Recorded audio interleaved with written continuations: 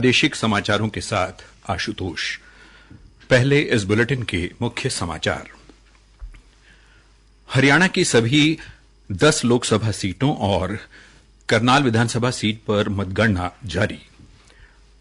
करनाल से पूर्व मुख्यमंत्री मनोहर लाल, जबकि रोहतक और सिरसा संसदीय क्षेत्र से कांग्रेस प्रत्याशियों ने 1 लाख से अधिक मतों से आगे चल रहे हैं।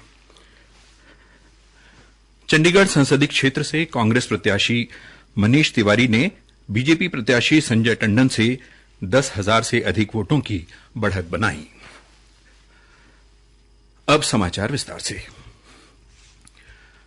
हरियाणा की सभी 10 लोकसभा सीटों और चंडीगढ़ की 1 सीट तथा करनाल विधानसभा सीट के लिए मतगणना कड़े सुरक्षा प्रबंधों के बीच निर्विघ्न जारी है। विभिन्न जगह से मिल रहे रुझानों के अनुसार कई संसदीय क्षेत्रों में कुछ उम्मीदवार लगातार बड़ी बढ़त बनाए हुए हैं, जबकि कई संसदीय क्षेत्रों में मुकाबला कड़ा दिखाई दे रहा है।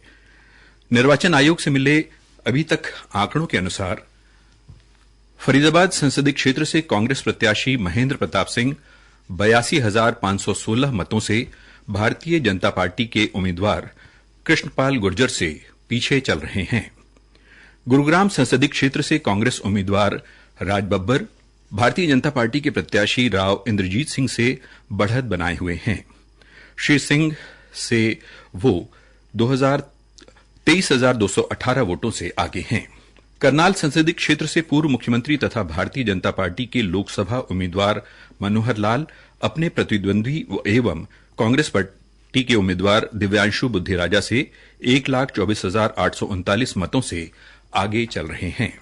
रोहतक संसदीय क्षेत्र से कांग्रेस पार्टी के उम्मीदवार दीपेंद्र हुड्डा भारतीय जनता पार्टी के प्रत्याशी अरविंद शर्मा से 1,59,441 मतों से आगे चल रहे हैं। भिवानी महेंद्रगढ़ संसदीय क्षेत्र से भारतीय जनता पार्टी के उम्मीदवार धर्मबीर सिंह अपने प्रतिद्वंदी कांग्रेस के राव दान सिंह से 18,547 मतों से आगे चल रहे हैं। इस संसदीय क्षेत्र में अब तक 3,152 से अधिक वोट नोटा को पड़े हैं।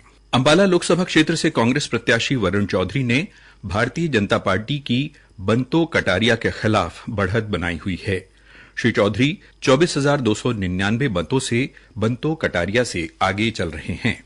सिरसा लोकसभा क्षेत्र में कांग्रेस प्रत्याशी कुमारी शैलजा अपने निकटतम प्रतिद्वंदी भारतीय जनता पार्टी के अशोक तंवर से लगातार आगे चलते हुए अब तक 1,52,439 वोटों की बढ़त बनाई हुई है।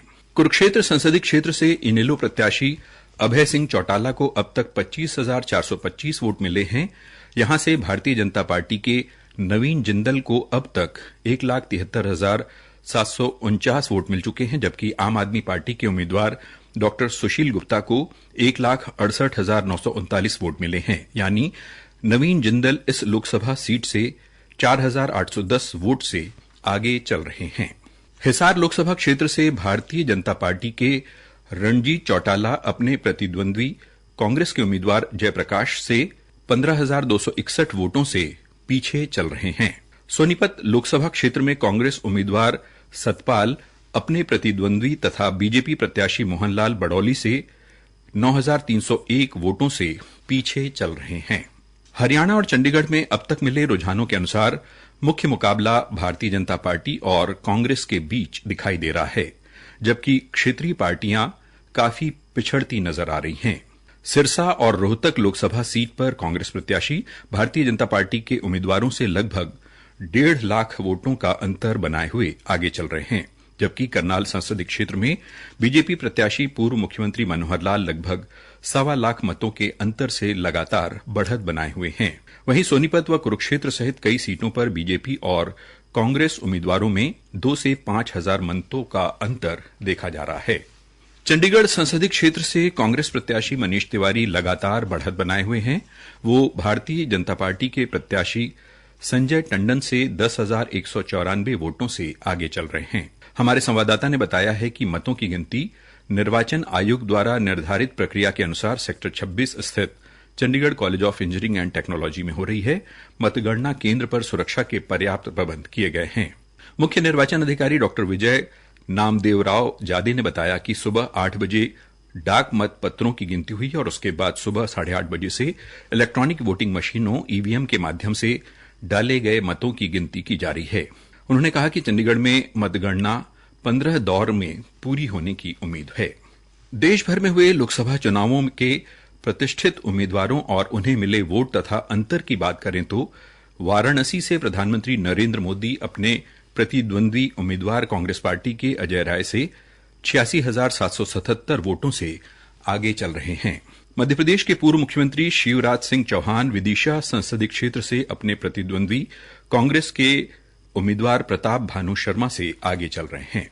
उत्तर प्रदेश के कन्नौज संसदीय क्षेत्र से समाजवादी पार्टी के उम्मीदवार अखिलेश यादव अपने प्रतिद्वंद्वी भारतीय जनता पार्टी के प्रत्याशी सुब्रत पाठक से 72,153 मतों से आगे चल रहे हैं। हिमाचल प्रदेश के हमीरपुर लोकसभा संसदीय क्षेत्र से बीजेपी प्रत्याशी अनुराग ठाकुर अपने प्रतिद्वंद्वी एवं कांग्रेस पार्टी के उम्मीदवार सतपाल रायजादा से 1,53,438 वोटों से आगे चल रहे हैं। छत्तीसगढ़ के पूर्व मुख्यमंत्री एवं कांग्रेस पार्टी के प्रत्याशी भूपेश बघेल राजनांदगांव संसदीय क्षेत्र से भाजपा के प्रत्याशी संतोष पांडे से 32,034 मतों से पीछे चल रहे हैं। केंद्रीय गृह मंत्री अमित शाह गांधीनगर संसदीय क्षेत्र से अपने निकटतम उम्मीदवार कांग्रेस पार्टी के सोनल रमन भाई पटेल से 4,82,006 मतों से आगे चल रहे हैं। कांग्रेस प्रत्याशी राहुल गांधी रायबरेली संसदीय क्षेत्र से अपने प्रतिद्वंद्वी भारतीय जनता पार्टी के दिनेश प्रताप सिंह से 1,64,249 मतों से आगे चल रहे हैं। अमेठी से बीजेपी उम्मीदवार स्मृति ईरानी अपने प्रतिद्वंद्वी कांग्रेस पार्टी के प्रत्याशी किशोरी लाल से 50,758 मतों से पीछे चल रही हैं।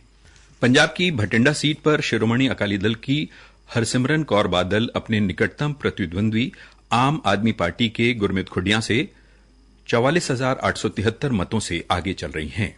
पंजाब के पूर्व मुख्यमंत्री चरणजीत सिंह चन्नी जालंधर लोकसभा सीट पर अपने निकटतम प्रतिद्वंद्वी भारतीय जनता पार्टी के सुशील कुमार रिंकू से 1,52,434 मतों से आगे चल रहे हैं। अब तक के रुझानों के अनुसार राजस्थान, मध्य प्रदेश, गुजरात, हिमाचल प्रदेश में ज्यादातर सीटों पर भाजपा के उम्मीदवार आगे चल रहे हैं। दिल्ली के 7 सीटों पर भाजपा 7 सीटों पर आगे चल रही है। उत्तर प्रदेश की 80 सीटों के रुझान दिखा रहे हैं कि यहां की लोकसभा सीटों पर भाजपा 35 सीटों पर आगे है तथा 34 सीटों पर समाजवादी पार्टी व 7 सीटों पर कांग्रेस के उम्मीदवार बढ़त बनाए हुए हैं। ओडिशा की 21 लोकसभा सीटों पर बीजेडी कांग्रेस 1-1 सीट पर तथा बीजेपी 19 सीटों पर आगे है। बिहार की 40 लोकसभा सीटों पर बीजेपी 13 सीटों पर तथा जेडीयू 15 सीटों पर व कांग्रेस 1 सीट पर आगे चल रही है। महाराष्ट्र की 48 सीटों के रुझान बता रहे हैं कि यहां 11 सीटों पर बीजेपी, 11 सीटों पर ही कांग्रेस और 8 सीटों पर एनसीपी शरद पवार आगे है। पश्चिम बंगाल की कुल 42 सीटों पर टीएमसी 31 सीटों पर, कांग्रेस 1 सीट पर तथा बीजेपी 10 सीटों पर आगे है। केरल की 20 सीटों के रुझानों के अनुसार 13 सीटों पर कांग्रेस पार्टी आगे है, जबकि भारतीय जनता पार्टी 2 सीट पर आगे चल रही है। पंजाब की 13 सीटों पर हुए लोकसभा चुनाव में आम आदमी पार्टी 3 सीटों पर, कांग्रेस 7 सीटों पर तथा अकाली दल 1 सीट पर बढ़त बनाए हुए है। इसके साथ ही प्रादेशिक समाचार समाप्त हुए।